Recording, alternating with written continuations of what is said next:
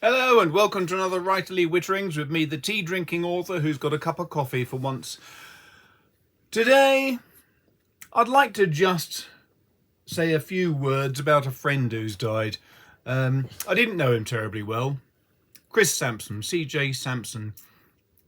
He wrote a brilliant book, Dissolution, as his first novel.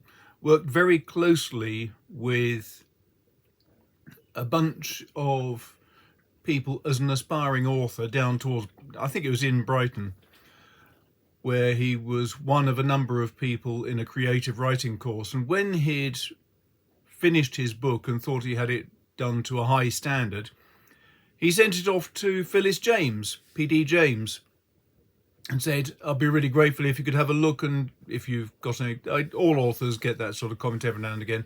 But Phyllis was a delightful woman, and she took these things very seriously, as I hope I do too. She agreed to read it, she did read it, and she loved it. And passed it straight on to her agent, who, pardon me, I've got a hair in my eye, I think. Passed it on to her agent, who snapped it up, and he took it straight to her publisher, who also snapped it up.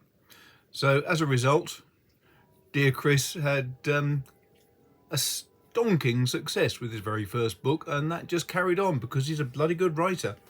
I got to know him because when he was starting out, just throwing things all over the floor here, when he was starting out, he got in contact with me. I was running Medieval Murderers then. I created Medieval Murderers back in the early 2000s-ish, and after we'd done a lot of events together, we started writing books together. And this is one, and this was, I think, this was number 4 or 5 in our series, and Chris came out to loads of events with us and got involved in writing a part of this story too. These aren't short stories, they're basically a group of novellas by a group of writers, Medieval Murderers, Bernard Knight, Ian Mawson, Susanna Gregory, me, Karen Maitland, Philip Gooden and CJ. And basically our idea was, or my idea was, that we would write marketing books. So instead of writing short stories involving our lead characters, we would write novellas of about 15 to 25,000 words each. But because all of our books were set at different time periods, each of the stories would link together. So Bernard always wrote about the 1100s, Ian had the 1200s, I was 1300s pre-plague, Susanna was post-plague, Karen sort of flitted around, and Philip was our token modernist because he was writing about Shakespearean times. And Chris wrote a couple of pieces for us, basically tying everything together at the end of the book. And it was fun working with him. He was a nice guy. So very sad to hear that he died. He'd been very ill for a long time, I know, which is why I couldn't really keep in contact with him too well. But yeah, sad. Anyway, moving on. Now, you may be aware that I quite like painting and sketching. So there's a picture there of a place we went to in France with my wife and daughter staring over a little bridge into a river. Don't know why they were staring. I think they saw a fish. What excitement. And I do things like the dogs out walking near our chimney stack up on the mine behind the house here, or a Land Rover, local farmer's Land Rover. And I do things like buildings in Exeter, that's in Cathedral Close, lovely little place actually. And I would often do things like Christmas card pictures, whoops, even upside down card pictures, in fact. Yeah, there you go, little Christmas card picture. And the family at the beach. So I like fiddling with paints. Put these all away before they all fall on the floor again. And what I try to do is I will always have in a pocket a small sketchbook. He says, thinking, oh, there it is. You wouldn't believe how messy this desk is. And in my sketchbook, I'll carry it around with me. I'll do preliminary sketches. I will do little scenes when I can. I'll do sketches of, for example, 2 horsemen when I was with Smithsonian investigating areas where Dick Francis had been written. Little black and white sketches of country views, all sorts of stuff. And I will do that as often as I possibly can. Sometimes you're better off with a slightly larger notebook. Here I've got one that I started using only recently. That was the first picture, just seeing how the paper took watercolours, for example. And then when I've got more time, I'll use a slightly larger notebook. So here's one that's A5. And again, lots of different pictures of places where I've been. Little seaside scene, another seaside scene, same day, different area. Dartmoor, Cardiff, but didn't have time to stay there. That's where Agatha Christie used to have a holiday house, up the road from Dartmouth. Here's a little scene I drew of Tissington when I was there, doing some research for my latest book, Landscape of Murder. Jolly good book, you ought to have a look at it. So these are all things that are quite interesting. Why is it people always phone when I'm recording?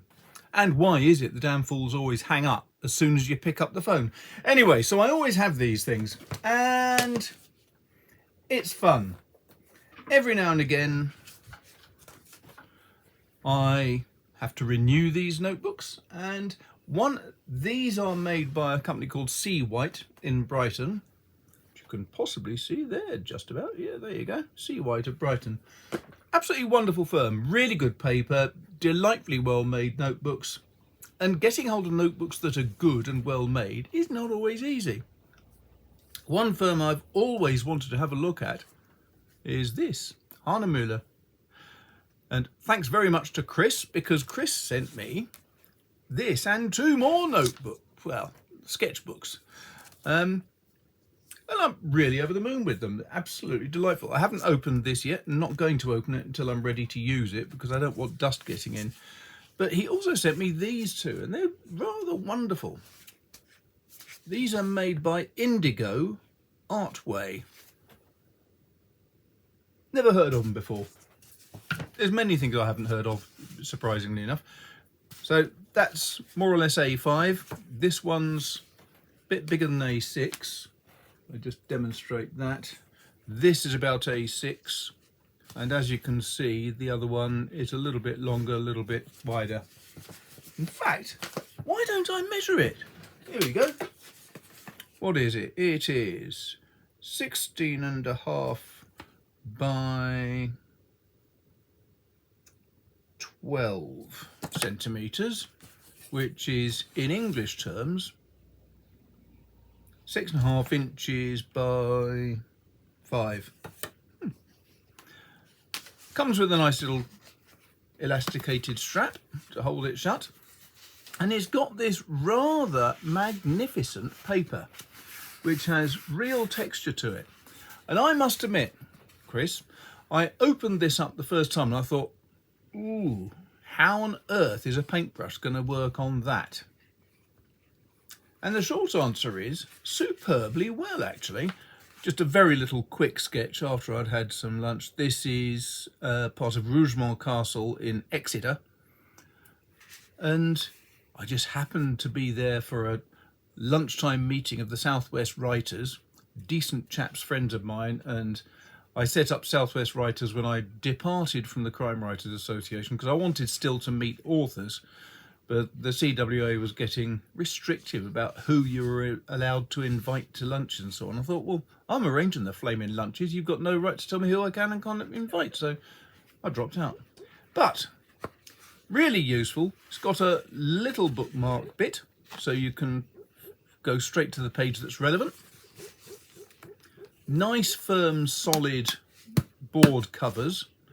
No fripperies, no nonsense. There's no little pocket at the back like a moleskin, because you don't need it. But really nice. And I am already enjoying using these. So again, thank you, Chris.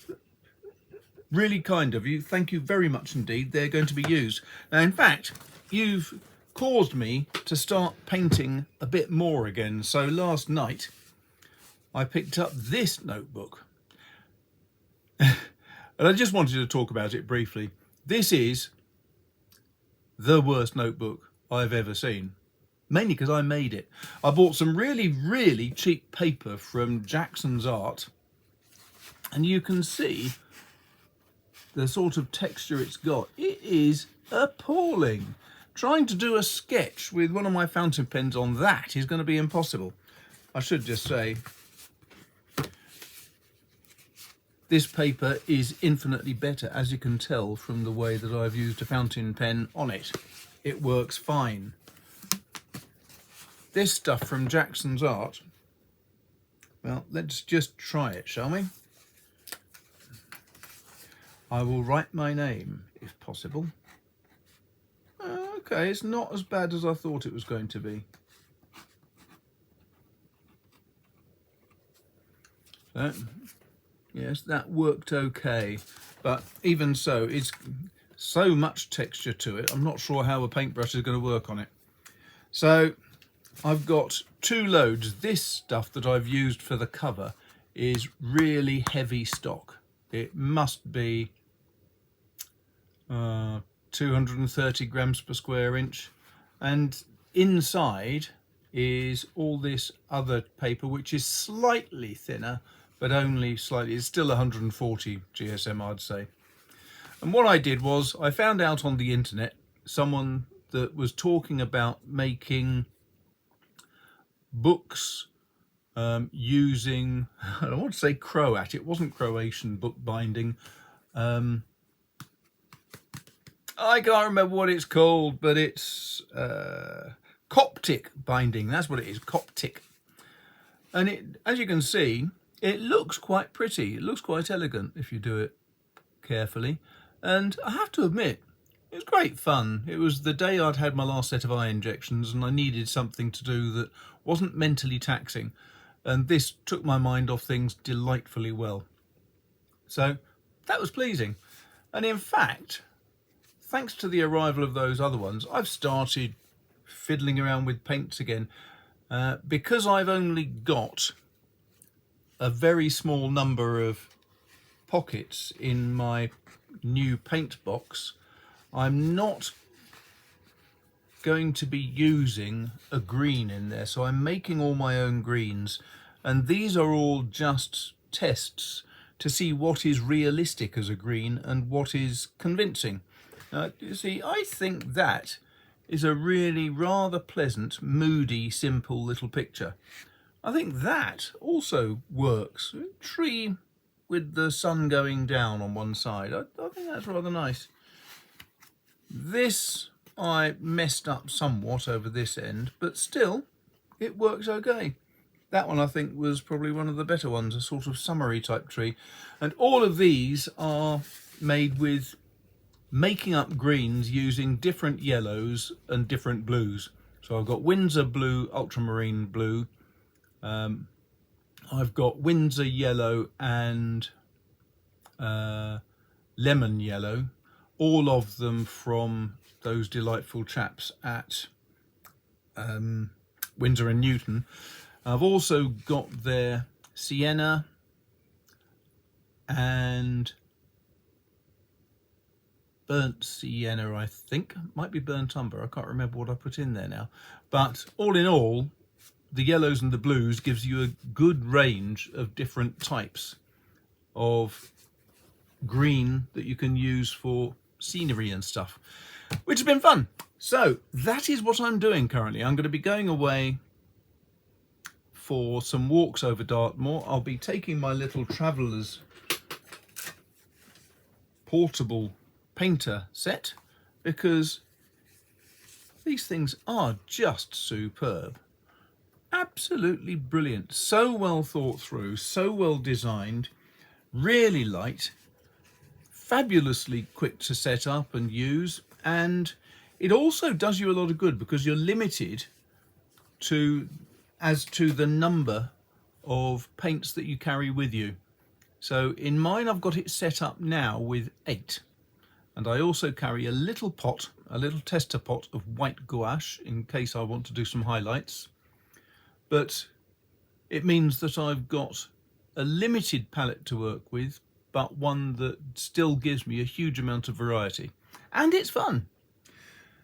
So there you go, death of a friend, very sad. And my thanks to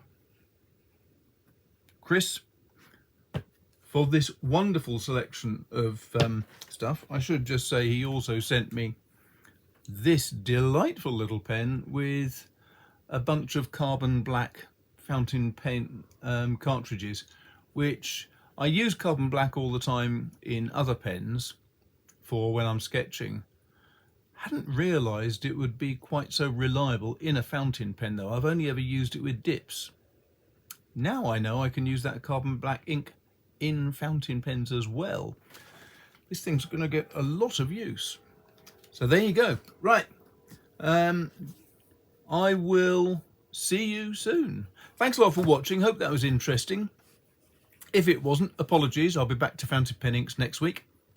And apart from that, take care of yourselves, like and subscribe and hit the bell button, all those things. And to all those who, well, first of all to Chris for sending me this little box of goodies, thank you so much, that's wonderful.